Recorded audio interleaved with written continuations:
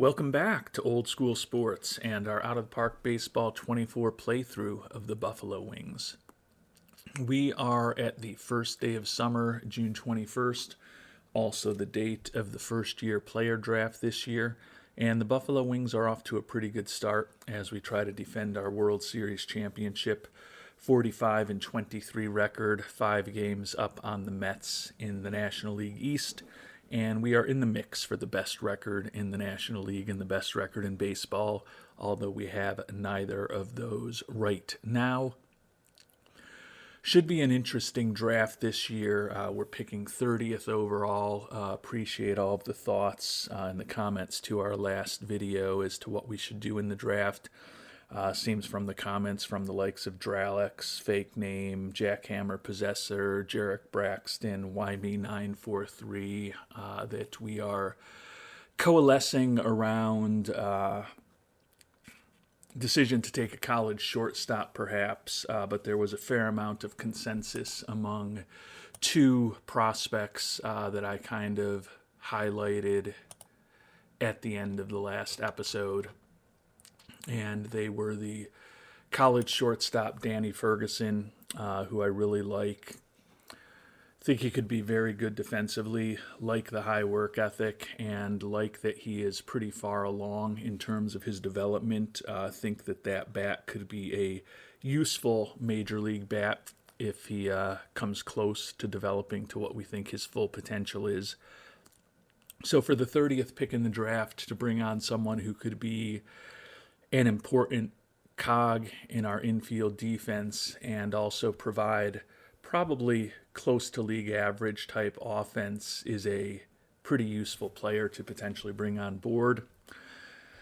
My only concern with Ferguson was he's only faced a fair competition level at Delta State University in Cleveland, Mississippi, so he hasn't faced the highest level of competition. In the OSA, has him rated significantly lower in terms of where he is today, and in some cases where they think his potential is than our head scout does. But I have a lot of trust in our scout, and we've got very high scouting accuracy with our high-quality scout, as opposed to the mediocre results you often get from the OSA scouts. So Ferguson is certainly in the mix, and I think I'm leaning that way. The pitcher that most intrigued me, and the pitcher that I think most intrigued those of you who took the time to share your comments and thoughts, was Luis Centino, another guy with high work ethic, incredible stamina, 17-year-old who already throws in the mid-90s. His fastball and sinker aren't far off major league quality right now. I think he's going to develop a good slider as well. So we'll have the 3 pitches you kind of hope to have for a starting pitcher, and kind of need, quite honestly. And we think his stuff and his control could both be above average, and his movement could be borderline exceptional. With those ground ball tendencies and that great movement, potentially not a guy who's going to give up very many home runs at all. So I am intrigued by Centino as well. There is a part of me that thinks Centino as one of the top-rated starting pitchers remaining, also my favorite pitcher remaining, and the guy that our scout would recommend if we were to take a starter, will clearly not be available in the second round. And there is a portion of me that thinks, given that Danny Ferguson, we think he's a 3.5-star prospect. The OSA only views him as a 2.5-star prospect, that we could try to go for a monster draft this year and pick Centino number 1, or in our first round pick at 30th, and then hope that Ferguson dropped back to us with our second round pick, which is number 69 overall. That would make this a monster draft if it happened. Even with Ferguson being rated the way he is, it's not inconceivable that there's other scouts on teams throughout baseball that have a more similar view to my scout and view him more positively than the OSA does. And I think it's also a situation where I don't want to outthink myself. I think Ferguson is a guy that could help us. I think most of you agree with that, who opined on the topic. I like our young infielders right now. We've got 3 pretty good young middle infielders with Contreras, Andrus, and Whitehead. But getting Ferguson into the mix there in the next year or two, possibly, as some of those guys start making more money, is probably a good thing to have. We've also got, as we've talked about in previous episodes, a good pipeline of pitchers coming up. We've got a lot of good young outfielders on our team, but infield is a position that we're a little weak at. So although I don't generally draft for need, since it's generally 3-5+ years till some of these players that you're drafting are going to be able to compete and help at the major league level. In this case, infield is a need for our organization. I think Danny Ferguson is the most interesting prospect out there. And as a 21-year-old with 3 years of college behind him, he's also closer to contributing at the major league level than a 17 or 18-year-old that you might pick in the first round. So I think Ferguson is the way that I'm leaning. But before I go there, I did want to follow up on something that was brought up by some of the commenters. And it's something that I typically do offline. But for those of you who might not be as familiar with OOTP, good way to potentially find some diamonds in the rough, and that's to look for pitchers with batting potential and batters with pitching potential. And you can see here in this draft there are a couple interesting players out there. Alexis Arvizu is viewed as a 3-star pitcher, but he's also a player who looks like he could be a decent offensive player. I don't think he's much of a prospect as a pitcher with that very limited stuff. But when we look at his ratings, he's a guy who could play multiple positions in the infield, and looks like he could have a useful-ish bat down the line. So he's someone we'll keep an eye on. Certainly not a guy who would be a first-round pick for us, but if he drops a couple rounds, he could be interesting. Mike James is another guy, like the home run power. Don't know that he's ever really going to hit enough in terms of his contact, but he's a little bit more of a interesting combination because he's got high work ethic and adaptability. It looks like if he fully developed on the pitching side, he could be a useful right-handed reliever. He could be a number 5 starter in a pinch. He's durable as far as his injury proneness. And then when we look at his ratings, he's got a little pop. He can potentially draw a few walks, but he's really an excellent looking defensive player. He could certainly be a very high quality utility guy who could, play high quality defense at just about any position except catcher for you, with the rare combination of excellent infield range and excellent outfield range that he brings. So I think the best case scenario with him is for a 5th starter, and more likely he's a borderline usable right-handed bullpen arm for a good team. He is someone that I'm thinking about. Interestingly, he's another guy coming out of fair competition at college at IU Southeast. Also an older prospect at 23 years old. So I think it's very conceivable, given that he's 23 years old, that his bat's not ever really going to be close to major league quality. But the combination of a guy who could be a useful arm out of the bullpen and also a really good defensive substitute, or a guy who you could start in a pinch, is an interesting combination that I'm going to keep an eye on going forward. Again, not someone I'm going to pick in the first, second, probably even the 3rd round, but if he happens to be lingering a little longer than that, James along with Arvizu are 2 guys that I would consider who might get missed by some other teams. And similarly, you can sometimes find some potential two-way players or find guys who are really batters when they're listed as pitchers or vice versa.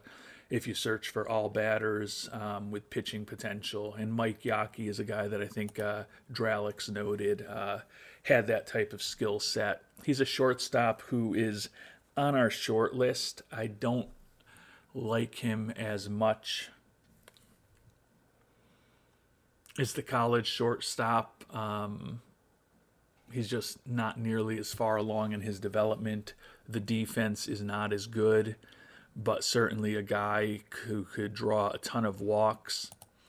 And he also has the potential to be a useful pitcher. Now, he's only a two-pitch guy with the fastball and the slider, so relief is likely the only role he'd be useful, and it's a little trickier to use someone as a reliever who you need on a moment's notice than it is as a starter, as a two-way player where you know they're going to be pitching every fifth day or so. I don't think he'll be around in the second round, given that he's a four-star potential guy as an infielder, but he's an interesting prospect. Similarly, Jonathan Bailey, another guy who looks like an interesting shortstop prospect, who also has the ability, it looks like, to be a right-handed reliever, committed to Lemoyne College, I believe, Tom Browning, and I believe there was another pretty good pitcher back in the 80s and 90s on top of Tom Browning that came out of Lemoyne College. I can't remember who offhand.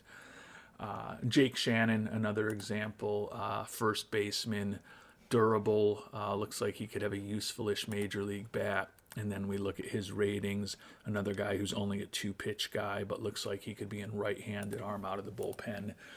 Unfortunately, it doesn't look like any of these guys really have potential to be starters, but taking a search of batters who might be able to become pitchers or pitchers who might be able to become batters is a useful way to find two-way players, but I think it's also just useful in that sometimes even if someone's not going to be a two-way player, they're occasionally listed as a pitcher, and they're a very mediocre pitcher prospect that you would have no interest in, but they've got abilities as a hitter where even though they're not going to be a two-way player, you just want to turn them into a hitter. So I typically do this offline, don't really talk about it when going through most of my draft day videos here in OOTP unless I happen to find someone that I end up picking, but figured I'd spend a few minutes on that before beginning the draft in earnest.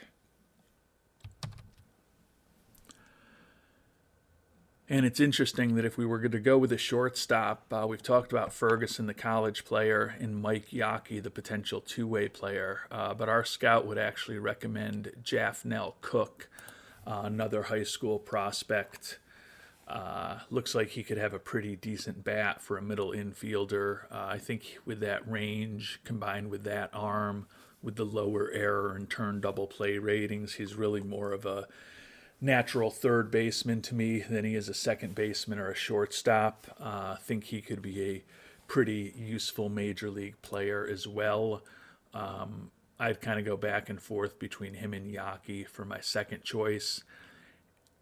And I think there is some very small chance that if we did go Centino in the first round, that one of those three shortstops might be around in the second round.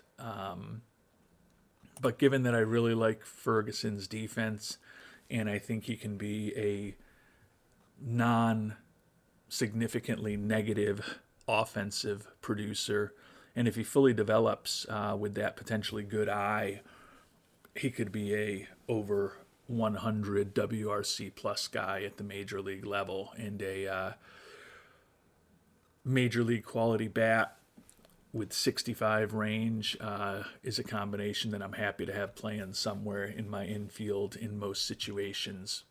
So we are going to go ahead, go against what our scout says, and we're going to go for what we think is one of the more sure things in the draft by drafting Danny Ferguson, number 1, number 30 overall, but our first round pick of the year. We'll go ahead and auto draft until our next pick and likely see most of these big names off the board over the next 39 picks. And a couple higher rated prospects still out there. I'm guessing the pitchers will have been decimated at this point. Actually, one of the 4-star starters is still around. He's a guy that we weren't as high on in the previous episode, simply because if that changeup doesn't develop, Caleb Sanders is really a high-end reliever potentially as opposed to a starting pitcher. So not really a shock to see him still around. Alexis Arvizu, who we mentioned is a potential two-way guy, still available. I'm guessing that Mike James will also still be out there, given he is kind of down the list in terms of the prospects. He's a guy who I would definitely target. Kind of a weird combination. A borderline rosterable starting pitcher or reliever combined with potentially excellent defense and a well below average major league bat is an odd combination.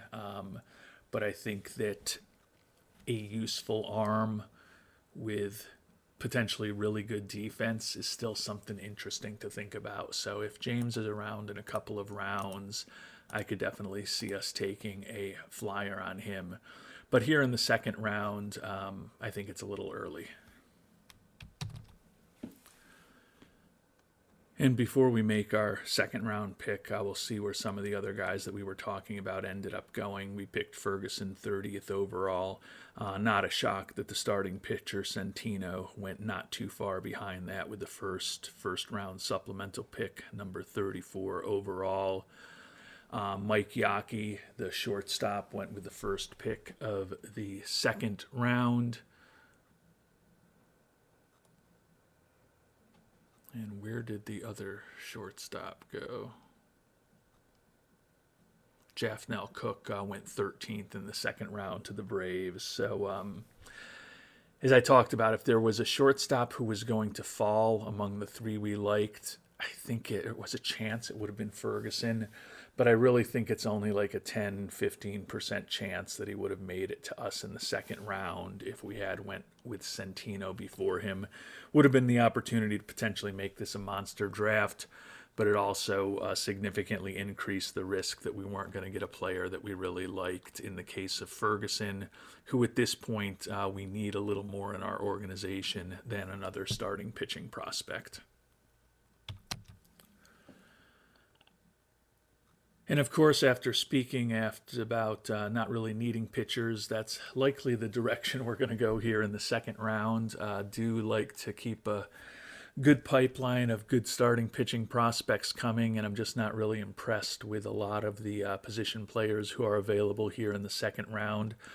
Our scout recommends Caleb Sanders, and if that changeup develops and it gets to be a borderline major league quality pitch, he could be a pretty interesting starter, but there's just no guarantee that it develops.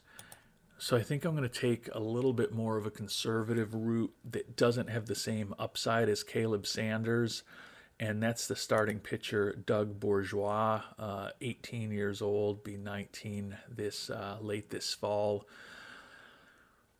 Already throwing in the low to mid 90s. But he has a potential 3 to 5 pitch arsenal. The fastball, sinker, and splitter all look like they'll be major league quality with just a little bit of improvement. He's also got a potential curve and a potential changeup. So probably a 4-pitch guy and possibly a 5-pitch guy. Doesn't look like a front end of the rotation guy, even if he completely develops. But if he completely develops, he could be a nice solid 3 or 4 starter. If Caleb Sanders completely develops, he could be a 1 or a 2, quite honestly, particularly if that changeup is a little better than anticipated. But there's also a chance that Caleb Sanders is just a nice right-handed arm out of the bullpen. Well, I think with the arsenal that Doug Bourgeois brings, there's a lot more certainty that he's ultimately going to end up as a major league starter. So we're going to go a little conservative here, I guess you could say, and leave the higher ceiling prospect on the board with Sanders and take something that we think might be a little bit more of a sure thing with Doug Firecracker Bourgeois. I don't love his low intelligence, focus potentially being a problem, but his skill set is still pretty interesting to me for a second round pick. So we are going to go with the Firecracker here in the second round. And here in the third round, Arvizu is still available as a starting pitcher. We're going to go with a reliever here in the third round. Chris Warrior, to me, is a guy who could be just as good as a reliever as the right-handed starter we just looked at in the last round, who we thought could end up as a reliever. Fastball slider combo, like the durability, like the high adaptability and work ethic. I think his stuff, movement, and control could all be above average. Could see him being a very good right-handed reliever, and just not that impressed with any of the position player prospects at this point. So we're going to go ahead and draft Warrior in the third round. You can see Arvizu is now off the books. Check if Mike James is still around. It looks like he is. Still probably a little early to take him because he's just such a quirky guy. Decent arm, great glove, bad bat. It's a weird combination for a potential two-way guy, but still someone we're certainly thinking about. 1 3-star starting pitcher left, David Partita.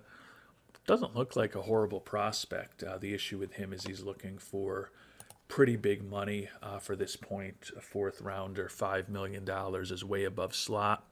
We do have the money to potentially afford that, so he'll certainly be in the mix. But we're also going to spend some time looking at the batters that are still available.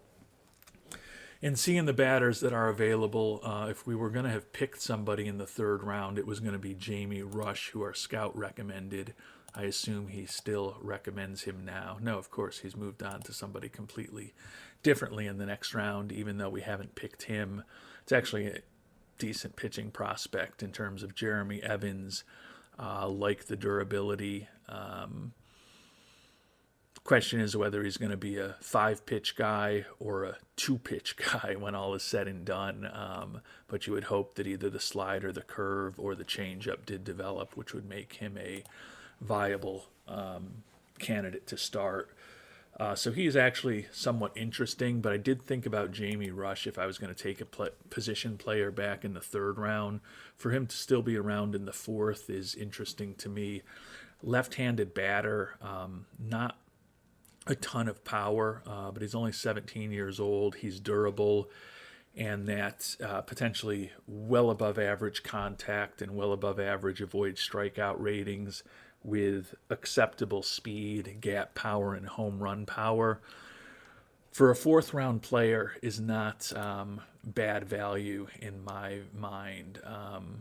Given that we've gone pitchers in the second and third round, we are going to actually pivot back and take Jamie Rush here in the fourth. Moving on to the fifth, see what our scout recommends. Steve Hyman, a shortstop. Not all that exciting to me. We'll check in on which pitchers are still available, whether any of the guys we've thought about are still out there. And Partita is still around. He would certainly be a prospect for us to consider here in the fifth round. Pretty good value for his skill set, largely driven by the fact that he's due to make a lot of money.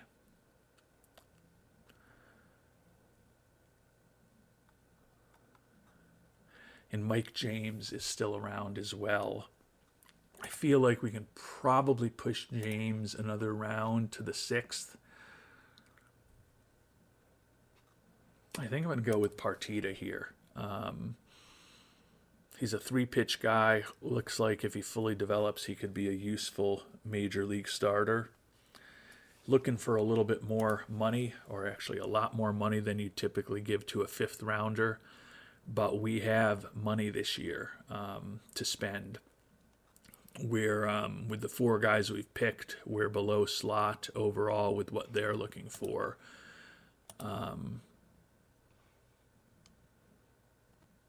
actually not below slot with all of them, but most importantly, we're below slot with Ferguson, which is the most important one, is our most expensive one. So we're going to meet the demands for these guys to just try to ensure that we get all of them signed. Not going to mess around. So because Ferguson was over $2 million below slot, we're coming in, $1.5 million plus above where we thought we'd be at this point, which helps. And then we also had some additional money available. Given that we are in win now mode, we would like to potentially make some trades as we get closer to the trade deadline. That said, it also does give us the flexibility to take advantage of someone who's fallen a bit because of his salary demands. And I think Partita fits that for a 5th round pick. I like his potential as a starting pitcher, so we are going to go ahead and draft him, move on to the 6th round. And this is where, if James is still available, given that I don't love the pool at this point, scouting director recommends Pat Keating. He's got some pop in the bat. The question is whether he's going to make enough contact and avoid striking out enough to actually be a useful major league player. But if James is still around, he is a guy who theoretically could drop to 12th, 13th round, and actually he's gone. Oh, I waited too long. When did James go? I was going to say I felt like he was a guy who could end up dropping, and he didn't drop as much as I had hoped.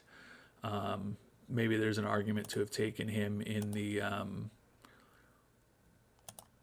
5th round instead of the more expensive guy with more upside, but I did like James. He's a guy that I'm going to have to target down the line. Ooh, he went really just a couple picks after us. The Guardians picked him with the last pick of the 5th round, so only 3 picks after we picked Partita. I am going to right now add James to the short list of prospects because he's a guy that I want to track over time. Obviously can't trade for him for a year now, but if we happen to be making a trade with the Guardians at some point over the next couple of seasons, I think Mr. James is someone who I wouldn't mind seeing if we can get thrown into a deal. And we didn't end up doing anything too exotic in the last 15 rounds of the draft. So out of our except for our top 5 guys, everyone else was signed as they came in right at slot. We offered Partita $4 million of the $5 million he was looking for. Tend to think we'll have to ultimately increase that a bit to get it done with him. But even with that $4 million offer to him, you can see we've still got over $4 million to potentially bring on some contracts if we do look to improve this team through trade. But right now, I think the focus is going to be on getting to the midway point of the season, doing our annual mid-season review of where we stand, and then kind of figuring out what the game plan should potentially be as we get a little closer than we are now to the trade deadline.